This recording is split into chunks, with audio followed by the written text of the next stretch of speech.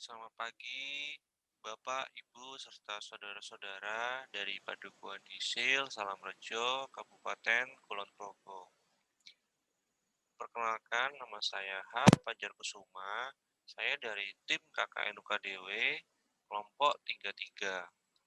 Di sini saya akan menyampaikan penyuluhan terkait diabetes mellitus.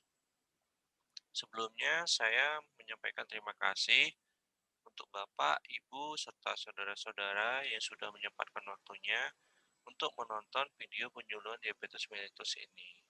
Baik, saya akan langsung mulai saja untuk penyuluhannya. Baik, apa itu diabetes mellitus?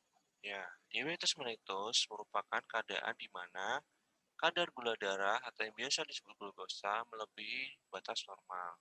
Orang yang bisa disebut diabetes itu dari pemeriksaan HbA1c itu lebih dari 6,5%. Lalu untuk glukosa darah puasa itu lebih dari 126 mg per desiliter. Lalu untuk glukosa plasma 2 jam setelah tes toleransi gula darah oral itu di atas 200 mg per desiliter. Lalu untuk orang prediabetes, orang yang berisiko tinggi untuk terkena diabetes. Namun dengan namun orang yang dengan prediabetes ini belum terkena penyakit diabetes, namun berisiko tinggi untuk terkena. Pada pemeriksaan HbA1c, biasanya untuk prediabetes itu 5,7 sampai dengan 6,4%. Lalu untuk glukosa darah puasa biasanya 100 sampai 125 mg per desiliter. Lalu untuk glukosa plasma 2 jam setelah tes toleransi gula darah oral itu 140 sampai 199 mg per desiliter. Untuk orang normal sendiri itu untuk pemeriksaan HbA1c itu kurang dari 5,7%. Lalu untuk glukosa darah puasanya biasanya itu kurang dari 100 mg per desiliter. Lalu untuk glukosa plasma 2 jam setelah tes toleransi gula darah oral itu kurang dari 140 mg per desiliter. Baik untuk kasus penderita DM sendiri di dunia ini terbanyak itu terdapat di Araf, Afrika Utara. Itu dengan 12,2%. Lalu yang kedua terdapat di Pasifik Barat dengan persentase 11,4%. Lalu untuk Asia Tenggara sendiri itu persentasenya 11,3%. Lalu untuk negara dengan jumlah penderita diabetes tertinggi itu Cina di nomor 1, yaitu dengan 116,4%. Indonesia sendiri itu berada di nomor urut 7 dengan 10,7%. Faktor risiko adalah faktor yang dapat memicu terjadinya penyakit. Nah, untuk diabetes sendiri itu terdapat dua faktor risiko. Yang pertama tidak dapat dikendalikan, yang kedua dapat dikendalikan. Nah, maksudnya tidak dapat dikendalikan itu bisa dimodifikasi dengan gaya hidup. Namun yang tidak dapat dikendalikan itu tidak dapat dimodifikasi dengan gaya hidup. Nah, yang tidak dapat dikendalikan itu ada ras, etnik, umur, jenis kelamin, riwayat keluarga dengan diabetes mellitus. Nah, untuk yang dapat dikendalikan itu ada obesitas, kurang aktivitas fisik, hipertensi, dislipidemia, dan dia tidak sehat dan tidak seimbang atau yang disebut tinggi kalori.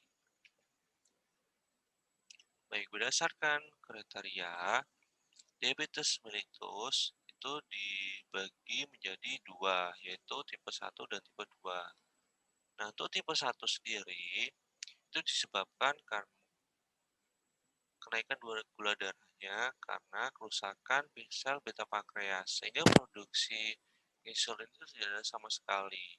Nah, sel beta pankreas itu berfungsi untuk produksi insulin. Nah, insulin itu apa sih?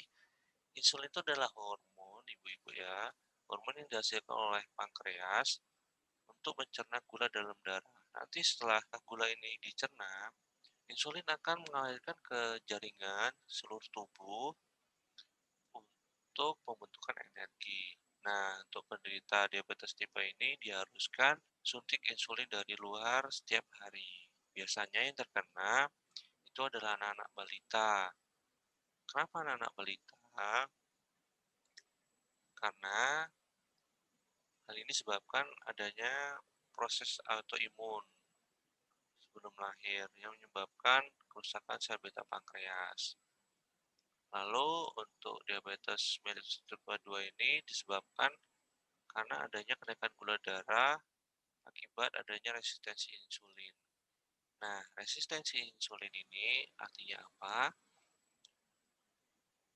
Artinya jaringan menolak sinyal dari insulin sehingga glukosa tidak dapat masuk ke jaringan. Karena tidak dapat masuk ke jaringan, lalu glukosa tetap di dalam darah dan makin lama akan makin banyak. Baik, untuk keluhannya sendiri, biasanya keluhan khas itu adalah polifagia. Polifagia ini penderita akan lebih cepat lapar. Lalu untuk poliuria. Untuk poliuria ini, penderita akan lebih sering buang air kecil. Lalu selanjutnya adalah polidipsi. Polidipsi ini penderita akan lebih cepat haus. Lalu yang keempat, adanya penurunan berat badan yang tidak jelas sebabnya.